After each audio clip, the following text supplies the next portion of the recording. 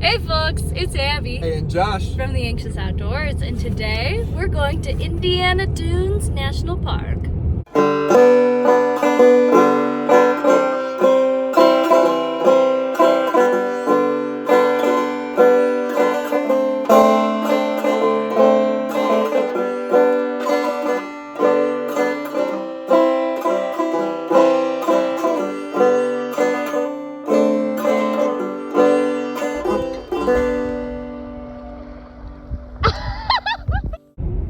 Hi, Bobo.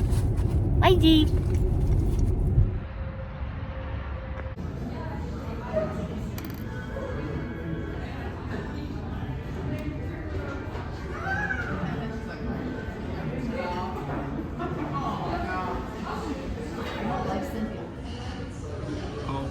Cheese. Oh, baby. Since Josh and I started dating back in 2022, we decided that each year for our birthdays, instead of getting each other gifts, we would try to go on a trip or do an experience together. This year on my birthday, it was a gorgeous April day, and we decided to go check another national park off our list, Indiana Dunes. This is one of the more recent parks to be designated a national park, having gone from a national lakeshore to a national park in 2019. After visiting some of the bigger, more magnificent original national parks, it's hard to kind of understand at first how Indiana Dunes ended up on the list. But as you notice how industry has kind of taken over this area, it makes the presence of Indiana Dunes National Park all the more important in preserving this last holdout of natural beauty in the area. After stopping at the visitor center and getting the lay of the land, we drove down the shore to our first hike of the day, one that I was super excited to take after hearing about it on my favorite podcast, National Parks After Dark.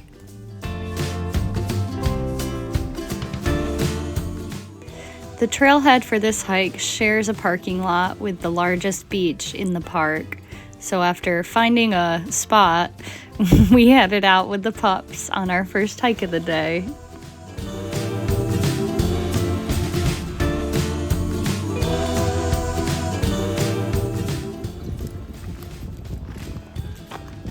Oh, you're allowed to be here. Yay, Stevie.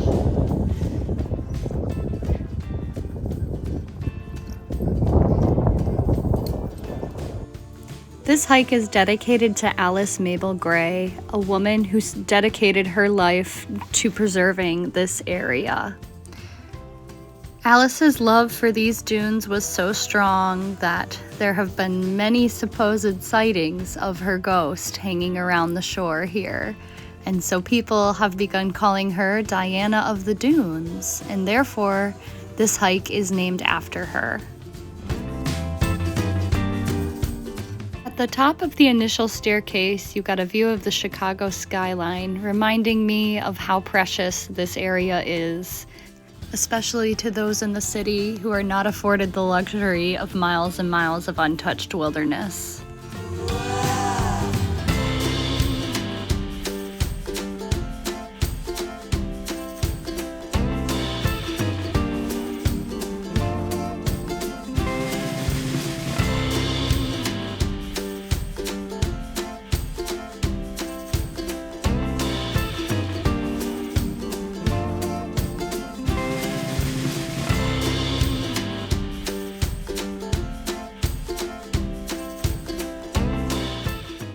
Given that we are from Michigan and we are spoiled with miles and miles of untouched coastline, I still found that this trail was special.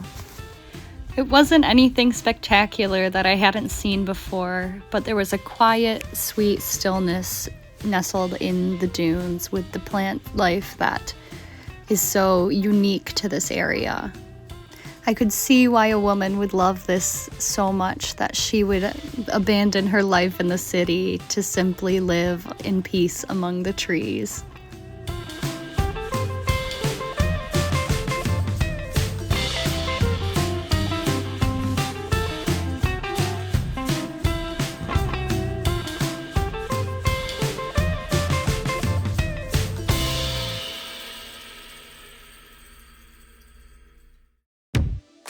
After completing our first hike on the lake shore, we headed to a historic feature in the park, the Bailey-Shellberg Trail, which takes you to 2 original homesteads in the park. This was a nice little surprise for us because we really are history buffs, and when you combine the beauty of nature with a historic site, I always get super excited. The first homestead we saw was the Shellberg homestead, which was beautifully preserved and restored, complete with a maple syrup shack and a working homestead. So there were gardens, there were chickens. It was a super neat site.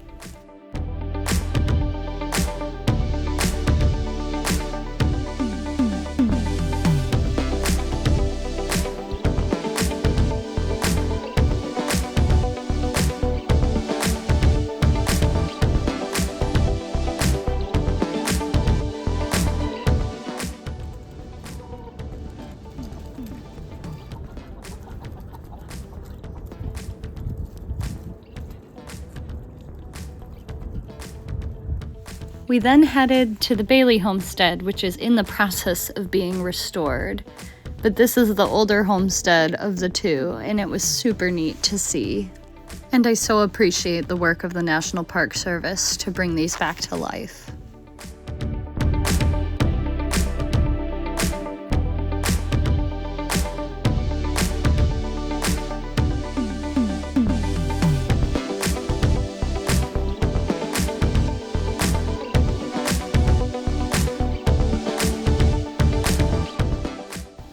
Our final hike of the day, we chose to take the Cowles Bog Trail, and as we were on this hike, we pondered the importance of Indiana Dunes National Park.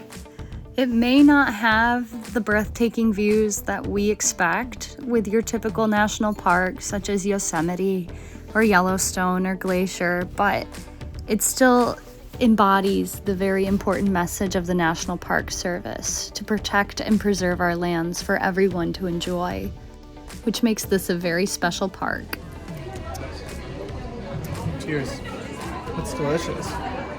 That's really good. I think that's like one of the first dessert wines I've ever had that like I actually It's enjoy. not a dessert wine. It's a Well, like sweet it tastes red. like a dessert.